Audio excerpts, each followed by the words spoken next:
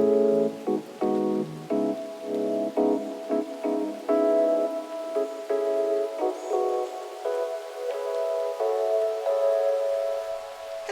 and welcome to Hot Mama's Cool Planet, the sustainable wellness podcast where we two hot, lifelong friends talk about caring for ourselves, our families, and our planet, with humor, honesty, and maybe a little ranting along the way. I'm Mer, and I live in London, and this is Miechie. She lives in sunny California, and today she'll be telling us about her game Fruity. But before we get there, we always like to share a little tiny pleasure from our lives that happened in the past week. And since I'm the one talking, I'll go first. And my tiny pleasure is my exciting new chair. Woohoo! This chair here is already making my back feel so much healthier, whereas my old crummy chair, it was like a hand-me-down office chair, or sometimes that would be too uncomfortable and I would use like a dining room chair. But now I got myself a proper ergonomic chair and I am already feeling the reward. So tiny pleasure achieved. What about you, Miechie? What is your tiny pleasure for the week? That sounds luxurious. That's awesome. It feels so good. It was My tiny pleasure was yesterday I decided to go on an afternoon bike ride, and I had just gotten some not so great news, a little setback with Fruity, and I was like, I need to go on a bike ride to cheer myself up. And I went out in the countryside outside of Davis, the little town where I live in California, and I went along this sort of path that goes a long time. You don't have to actually go on the road. It's a bike path. And there was this tunnel of flowers, like some of the people out living out in the country had planted all these local native California flowers. And so that was so beautiful. And then on the way back, there were these horses galloping in the green, tall weeds. And that was really cool to see. And then there was like a huge field full of yellow wildflowers also. So that totally got me, in the present moment, just smelling the flowers in life. So that is, oh my gosh, that's a proper tiny pleasure there. I love spring flowers, and it sounds like you got out there and really cheered yourself up with nature. Yay. Yeah. And exercise, and yeah. Yeah. Touching grass, feeling fresh air, getting some sunshine, the whole shebang. Yeah. So, yeah, that was my pleasure. And I am going to talk about showing off Fruity at a bunch of events related to the Game Developer Conference in San Francisco. I can't wait to hear about it. Tell me how the Game Developer Conference works. Just like set the scene for me. What were you doing exactly? Who was there? What explain. Okay, yeah, actually I wanted to back up a little and just talk about the first Game Developer Conference, how it happened, because I looked this up in preparation for this podcast. So the first Game Developer Conference was in San Jose in Chris Crawford's living room, and it was in 1988. He was a game designer, and he was one of the first people to think about game design on its own, not just games as programs, and what is the structure of a good game design. So that goes all the way back to then. And I remember the first Game Developer Conference, they happened once a year, that I attended was also in San Jose. Now they've moved to San Francisco, but it was in 1999, and I was doing my MFA in Computers and Fine Art at San Jose State University, and I was part of a digital magazine called Switch at the time, so I got a press pass to go to the conference free because I was a student and I couldn't afford even what back then were pretty high fees. And so I went to that, and back then, those were different times, and I remember just one of the things that stands out in my mind is that at every booth they had like strippers, like handing out brochures for the games. Yeah, like models in bikinis and like flashy cars and stuff. Yeah. Yes, very sparkly, skimpy clothes, and those were some of the few women that were there at that time. So, things I've have seen that definitely. kind of thing, like on TV, where usually they're making fun of it. But the only conferences that I've really been to, for the most part, have been like art history conferences, and it does not have They don't have girls in strippers there? bikinis. No, it has a bunch of people like me. Okay. And not to say I wouldn't be a stripper, but probably not at a conference. Yeah, well, Quite so different. they don't have strippers anymore. There is Oh still well, a gender imbalance, and I'm I not went to surprised. 4 different events associated with the Game Developer Conference, 2 before and 2 after. And so I'll tell you all about that. And I was showcasing Fruity, my sustainable nutrition game and app. And so I'll tell you what gamers thought of a sustainable nutrition game and app. Oh, I can't wait And to hear. But before yeah. you tell us that, I know I keep on interrupting you and making you back up, but tell our excited listeners how they can find Fruity and, just in case they don't listen all the way to the end. Oh, well, they can sign up to try out a trial version of Fruity, or the prototype version of Fruity. It's free, but on carrothouses.com. And so you just go there and you scroll to the bottom and join the Fruity playtesting group for Awesome. whether either Android or the waitlist for the iPhone. So, Cool. yeah. All right. What did people think? So, all right. So, okay, the first event I went to was this really cool, fun event organized by Glitched, which is a new organization put together by Godavari Hoogs, who is a mobile game designer, and it is a women game dev meetup Oh, that cool. meets every so often in San Francisco. And I had been to their inaugural event like half a year ago, when their first event, and it was a really fun event. I met a bunch of other women game devs at the event, and so for this event, they organized a pre GDC pre Game Developer Conference networking event, and it took place in the Unity offices, which if Oh. people don't know, Unity is a very popular software for developing games, and they put together this really fun panel. It had a bunch of industry veterans on the panel, like Chris Severson, who has been working at Meta VR, and Marta Velasco, Rachel Heleva, and Chao Chin.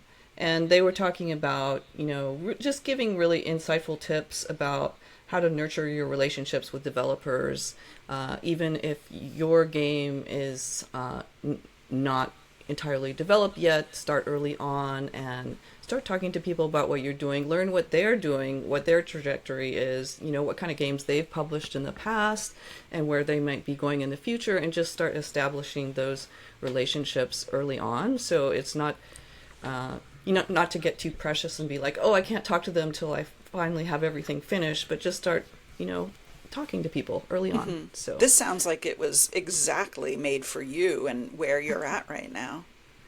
it was great. And I also was showcasing, I was one of the 2 game developers showcasing Oh, at the cool. event. There was also this other really cool kind of digital urban fantasy novel by Zora Rosenberg called Rose Colored Life. And and I showcased Fruity, so I got a bunch of really good feedback from people.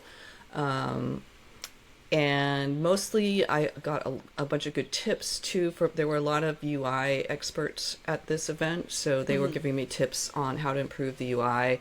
I did learn that a lot of people think what are, in my mind, coins are, people think they're buttons. And Well, they that's look important to know. clicking on the coins in the game as if they would do something. And so I just got to watch them, people play with this and then get some really informed expert tips on how to improve things. And That's great. so yeah. I mean, as a user researcher myself, I know that watching somebody use your product is always an eye-opener. You know, you have this intention and this expectation, and then people, once they get into their own hand, they make it their own. They do all sorts of things with it that you never would have expected. And you know, sometimes that's great and it's really inspiring, but other times you're like, whoops, I need to fix that. That wasn't what I meant. So that's so cool. Yeah, so that was awesome. It was a wonderful event, and there was delicious appetizers, which I always love. And well, that's the best part. Yes. And it was in the Unity offices in San Francisco. So I got, before the event, I was walking around, and I just, since I lived in Singapore so long, I haven't really caught up with all the new buildings in downtown San Francisco. So I was checking out the Salesforce building, and that's like the big that's like a big skyscraper, right? That they it's just a big built skyscraper kind of recently. that has like these parts hanging out like bridges and vertical gardens on part of it. Oh, that's nice. And lit up parts. And so I was like, ooh, that's kind of interesting to see.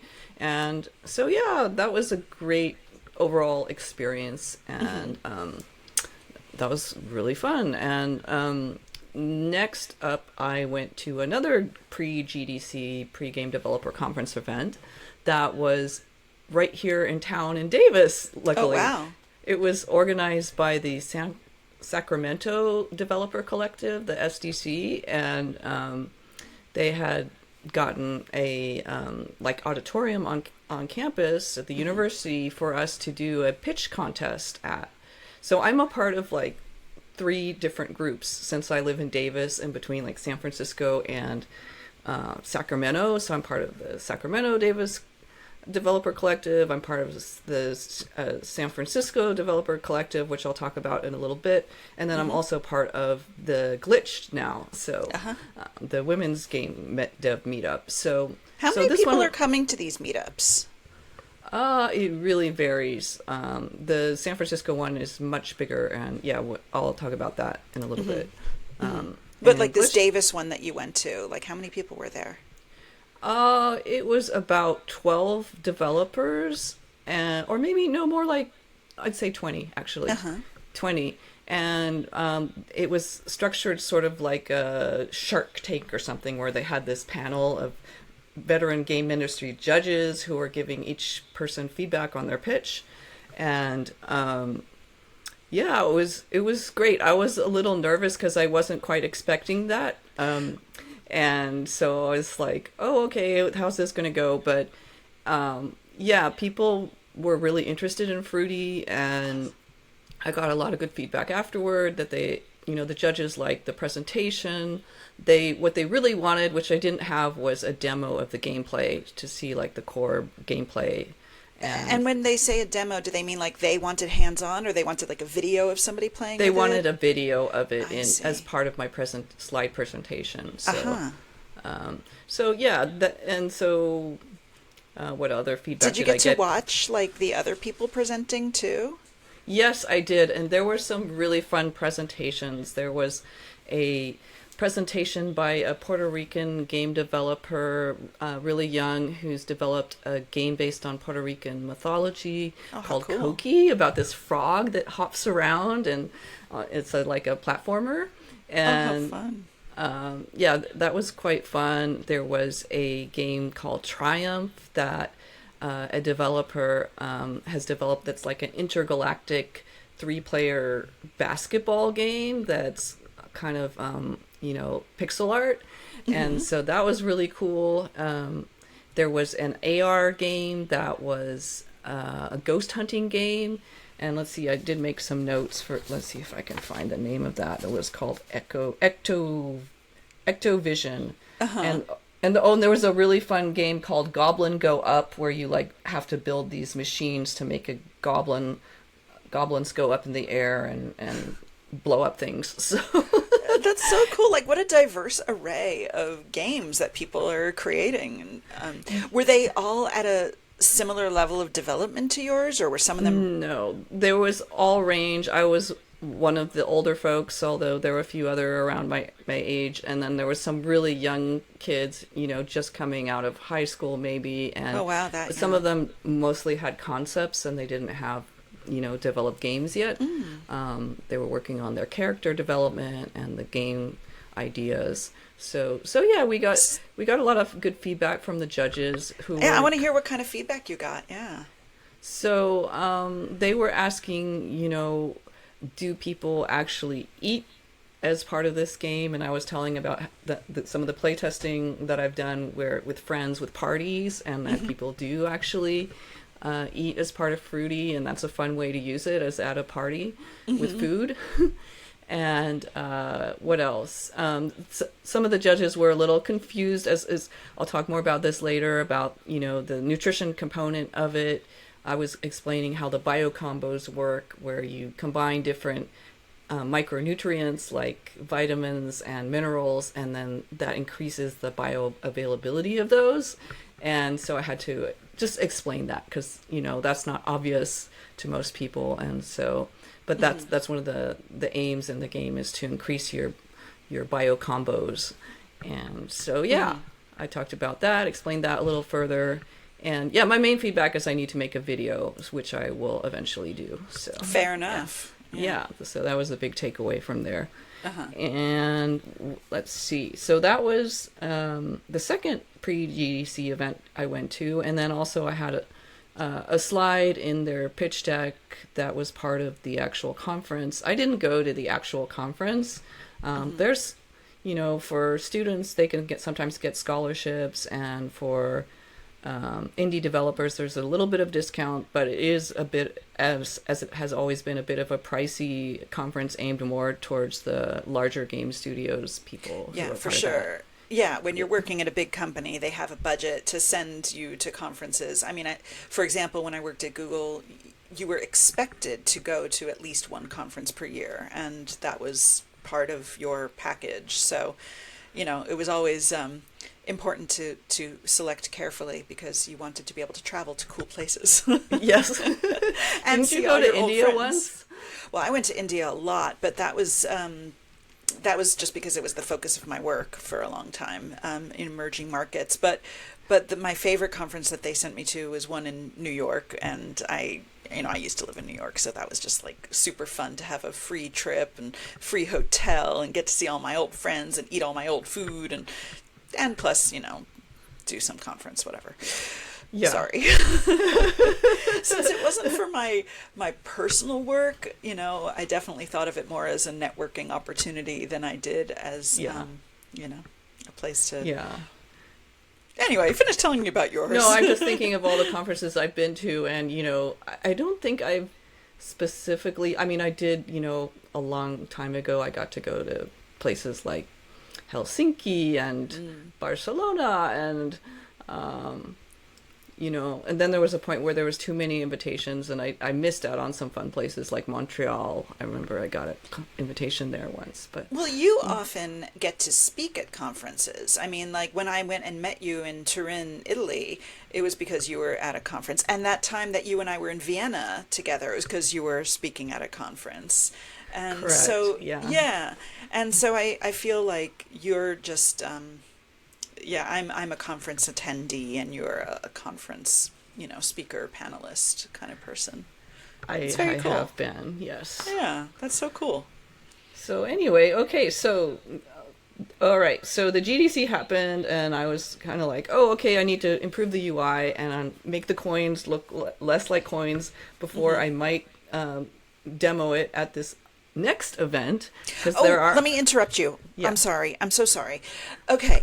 I keep forcing you to back up, and I just realized now I need to do like the biggest backup of all, because maybe you should really briefly, like in a quick elevator pitch, explain what your game's about. I bet people are picking it up through context, and you've spoken about it on this podcast before, but yes, okay. Just go for it. Give us your pitch. So Fruity is a cozy recipe building game, and you are building simple recipes and traveling around the world. And when you earn enough planet tokens in the game by making sustainable food choices in your recipe building, then you can travel to more places. So it's really incentivizing you to make sustainable food choices. And there's a built-in carbon calculator, and I had a whole episode a few episodes back all about how I decided on which carbon calculator to use for that. And it has 3 prototype levels so far. You start out in California, and then you get to go to Spain and then also Brazil. And so you're eating like very typical food from each of these regions when you go there? Yes, you are eating local, regional, you're building your recipes with local, regional ingredients. And what else? And okay, I'll talk more about this later, but I'm well, actually, I'll jump into it right now. I'll tell you about further features that I'm developing from the game after all the feedback that I got. Okay, cool. So you're on your third event now. Yeah, I'm on my third event right now. So I was on the wait list for an event in San Francisco as part of another group. I'm part of the San Francisco Game Developer group, and that is a much larger group. And this group was started maybe 5 years ago, I'm going to say, by Jordan Schultz. And he has organized all these great events. He often brings in like industry demos from Unity and other people. But he always does a after party, one of the biggest after parties of the GDC. So after the conference, which is also kind of during it, the week after, people have all these after parties like every night of the week, and people demo games at these parties. Oh, cool. So at different like locations all around San Francisco. So the DNA Club is where the San Francisco Game Dev Indie Arcade Party was, and that was I've been to it a few times in the past, and it's always really crowded, and there's fun games to look at all around, like upstairs, downstairs. It's huge, a big club. And so yeah, I was on the wait list. I got in the same day as the party in the afternoon. Oh, wow. Kind of close. And so I was like, oh, I wonder if I can get there in time. And I was also carpooling with one of my new young friends from the Sacramento Game Developer Collective up there. So Fabian came along. And so, at the last minute, we got, managed to leave a little early and get there in time to set up and showcase Fruity. So I got so many people coming through, and so like you had like a booth that people would mill about and then just come and talk to you for a bit. Is that how it worked? Yeah, I had a table. So each developer who was part of the Indiecade, independent games like arcade party, there had a booth or a table, and so yeah, I was in a room with some of the other games that were there that were fun. There was a game called Blob that was this post-apocalyptic game where you have a partner and you're traveling through like all these underground mazes and fighting these like mythological enemies in the future.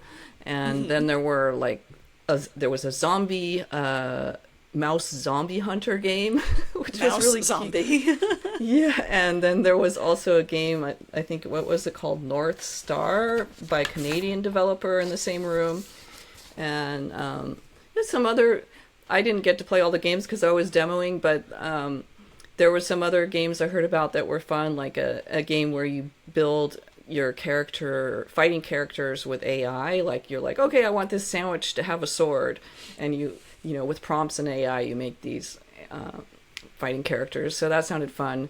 And there was another game that was like a storyboarding game that sounded really cool. Anyway, so Fruity was there. And I did have this moment like early on in the night where I'm like, oh my God, what am I doing in this club filled with like gamer bros decades younger than me, and I can like barely move, and but then I got into my groove, and I was just explaining to people about it, and there were every so often there'd be little pockets of women who would gravitate more towards me and try it out, and I got some really good feedback from actually all genders, all sorts of people, and so Would you Let say me your game is more geared toward women or a certain age group, or did you have that intention? I would say it is. I'm realizing that it is a cozy game, which is games that are doing relaxing activities like farming, or in my case, recipe building. And what? Okay, here I'll reveal now. What's the new sort of goal of the game at the end is that you're not just building recipes and traveling, but you're also you have a boat. Well, you had a boat, you had a sailboat, but now you have a restaurant boat, and you will be showcasing your recipes that you build on your restaurant boat. So what I found out basically is that, and this was like one young woman who was actually, she was a little bit, very seriously, she came up to me and she was like, "Your game is not cozy enough."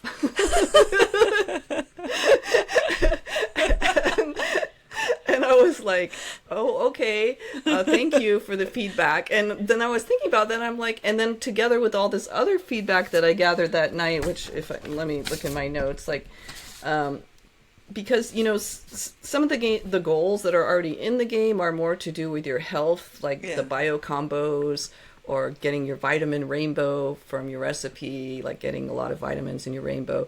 And some people like to explore that. That I tested it with. I talked to a vegetarian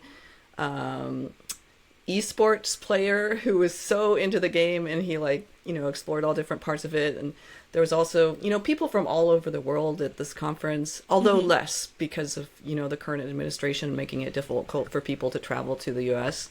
But still, yeah. And some New Yorkers really love Fruity, and they were just like getting into the groove of it and like building recipes. Oh, cool. So that was really fun. I'm like, I haven't got to talk to New Yorkers in a while. And they got a slightly different vibe than us Californians. So yes. Hailing from both places, I love it all. That's all. Yeah. I'm just gonna say. So basically, overall, what I came to see is that for many people, not everybody, but for many people, they want a little bit more structure and goals to the experience. Was that what she meant by it's not cozy enough? Like it needs more structure? I think, I don't know if that's what she meant, but I put together what she was saying with, the other feedback I got. I'm like, I need to add some kind of structure towards the end that people are aiming towards. And I think that structure is going to be you're traveling in your boat restaurant, and you are serving customers your recipes. You're showcasing your recipes at the end that you build, and you're going to be able to add components to your boat to upgrade it, make it cooler, like your restaurant boat over time. So, maybe eventually it can become like a multiplayer thing, and other people can have their boats too, and then you can all come to like some big boat restaurant competition. And I don't know. And that's what I was thinking. Like everyone meets at like when I was a kid, my grandmother lived in the sailing city, Kiel, and they would have like Kieler Woche, like the Kiel in Germany in week of Kiel, where all the sailboats come and have these competitions. And anyway, everyone comes together with their restaurant boat and somewhere in the game, and they could like show off their recipes. It's further along the line. That's a multiplayer idea. You're in the prototype moment at yeah. But that could be in the plans. I like it. Yeah. So I think, let's see what else.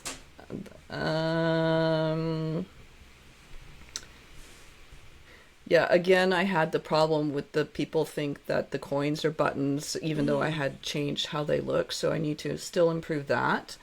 And you were able to make that change so quickly from the one meetup to the next? Yes, yeah. Wow. In a few days, I was able to change how that worked. What other things did people want? The map was not intuitive for how people move around. Let's see. But mostly overall, even, everyone who tried it wanted to play all 3 levels. So definitely the motivation with the planet tokens was working to get people to explore more and travel more and build recipes. So So that part was definitely working with it. And let me see. So yeah, okay. So then I think I just wanted to share one last after party. So many after parties. There was another after party I really wanted to go to that Glitch put on the next night after the Indicate party at DNA Lounge, that where they were projecting women's games on the roof of the venue, and that sounded so awesome. But unfortunately, that was not a night that I was able to go get away from town. So, but all right. So I did host my own little after party. I'm like, this is the after party in Davis and in my garden. And so I invited friends over, and it was basically, the purpose of it was to test out the new Spain tapas level, which is a new level where you build a tapas plate and you have like 6 different options of ingredients you can put on your plate. And this level is a little different than other levels. It's really focused on protein, not on the produce, and comparing some of the meat-based proteins with the plant-based proteins, and the results from that, the health stats and the environmental stats. So that's so interesting, because I think of like Spanish tapas as jamon, like they have all those different kinds of jamons, and how it's been in the news recently, or I don't know, maybe not so recent, about all the nitrates in these cured meats and how they cause cancer. And so while the protein itself might be healthy and lean, the processing that it's undergone makes it less healthy. And I'm wondering how you deal with that, or if you've addressed that. I was mostly just alerting people about the saturated fats in the meats in this level, and the potential concerns with heart disease with that. And I had, the first ingredient is beef albondigas, and meatballs, right? Meatballs, yes. Yeah. And I definitely wanted to include a beef item just because that is so high on carbon impact. And so, I wanted people to be able to learn that even compared to other meats, beef has a really high carbon impact. So, so if you only eat beef meat, and another thing I changed recently is you can choose 3 of the same ingredient. So if you only eat beef albondigas, you get stuck in Spain. Like you don't earn any planet tokens. Maybe getting stuck in Spain isn't such a bad thing, but seriously. No, I think it's so cool though that you have a level that's teaching, negative lessons. Like the one level that I've played with, it was all like, eating like dandelion roots and very, very healthy foods. Like you couldn't really go wrong with it. Some were better than others, but nothing was bad. And in this one, you're having some things that are teaching you negative lessons, which is also really valuable.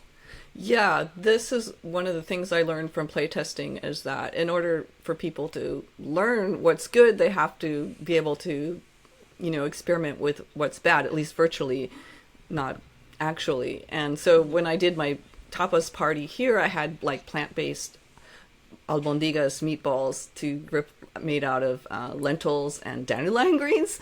But, you inside made the game, healthy. Yes, inside the game, you could, actually put the actual beef albondigas or chorizo on your plate. You could also choose the anchoas, the anchovies, and then you get omega-3, which is actually a good thing. Yeah. And then there were 2 plant-based options, the white beans with smoked paprika, and a traditional tapas, which I've never had, but I looked it up. It is garbanzo beans with spinach. Yum. All of those, or both of those 2 beanie ones, sound like something I would very much enjoy. Yeah. I forgot there was another thing I wanted to mention, that winding back a little to the other event in San Francisco, is that almost all the gamers thought that the glycemic indexing in the game, which is another measure that you learn in Fruity about your health, the blood sugar levels, they thought they were supposed to get higher blood sugar levels instead of lower blood sugar levels. Oh, that's fascinating. And they're of course. They're like, look, I got a really high one. Didn't I do well? That is so interesting, because of course in gaming you always want to get a high score. Yeah.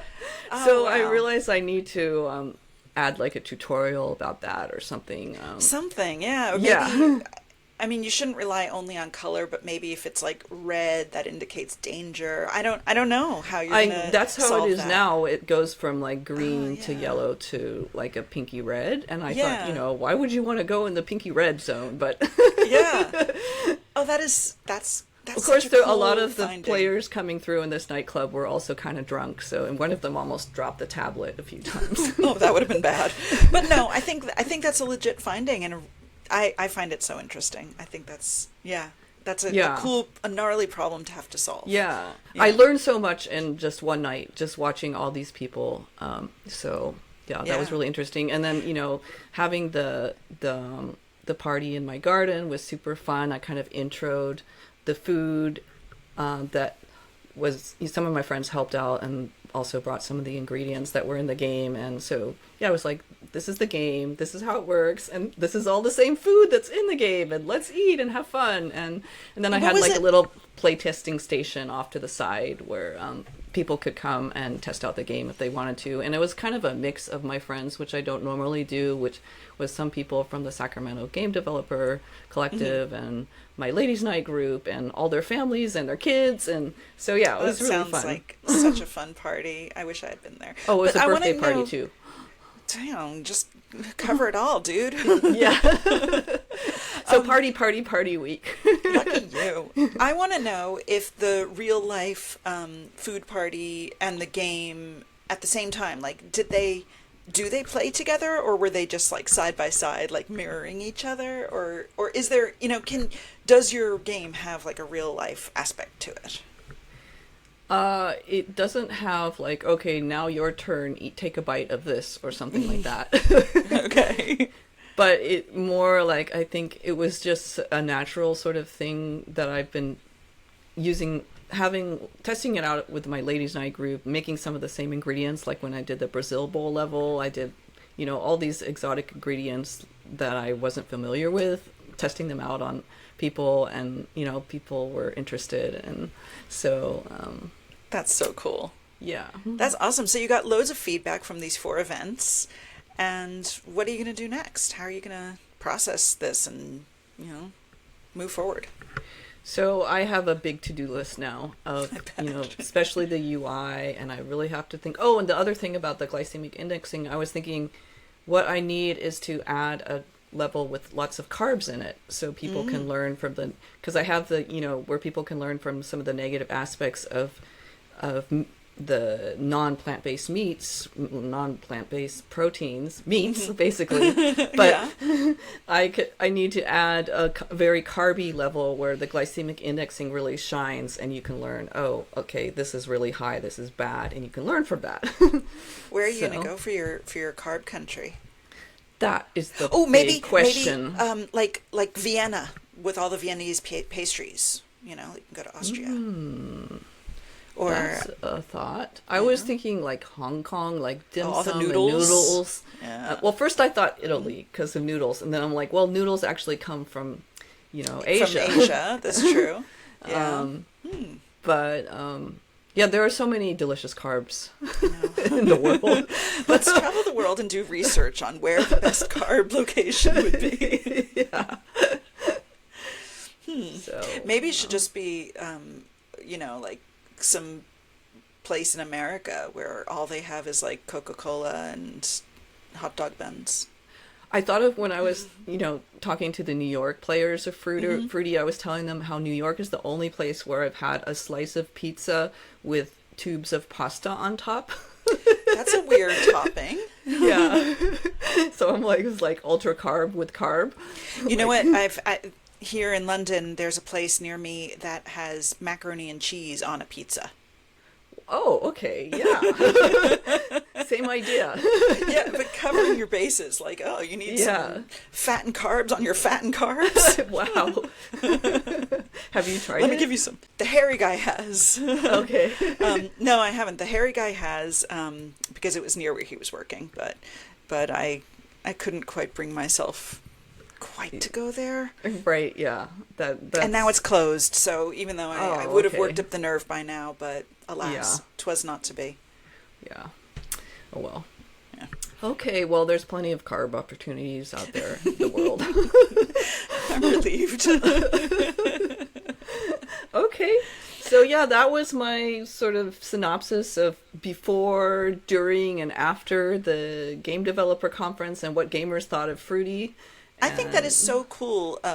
For me, like, I'm really interested in your game, of course, but I'm also really interested that you essentially got to go to a conference without going to the conference. And it's because you've just joined all of these groups Yes. that are adjacent to it and got invited to all their parties. And, like, I don't know, I'm not as adept at that world, and it just, that hadn't occurred to me that that's a way to experience, all of the liveliness around a big event like that, a big conference.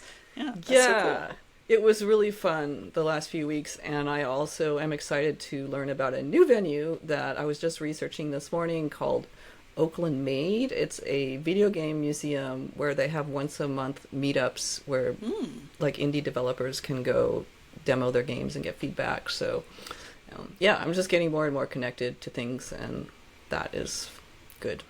So cool. Well, you're in the right part of the world for it, being in the Bay Area, essentially. I don't know if there are other little mini Silicon Valleys around the world, of course, but you're in OG Silicon Valley, so, well, 2 hours from it.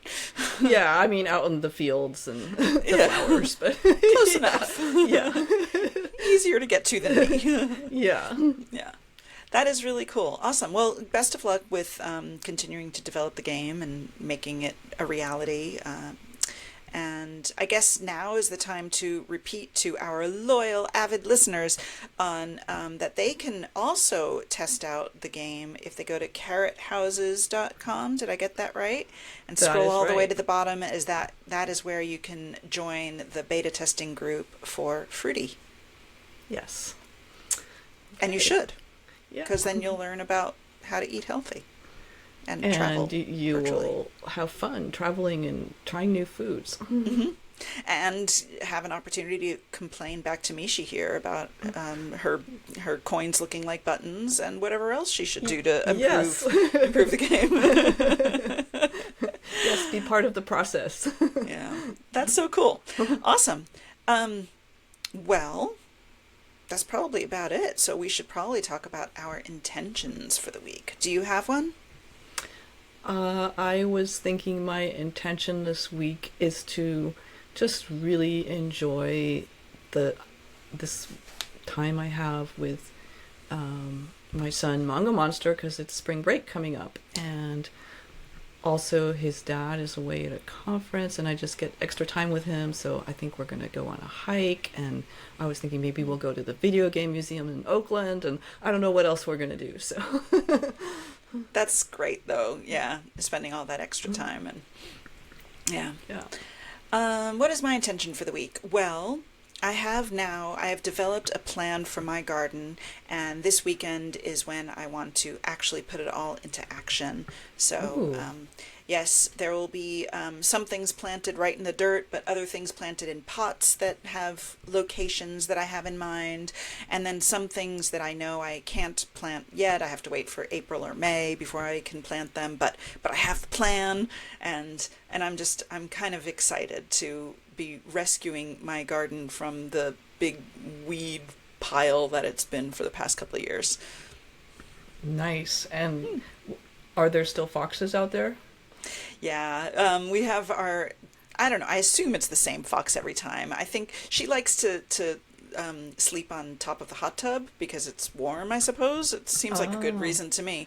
And whenever she hears me coming out back, she runs into, like, in the back part of the garden, there's like a big tree, and she can like hide in it and then glare at me that why did I disturb her sleep?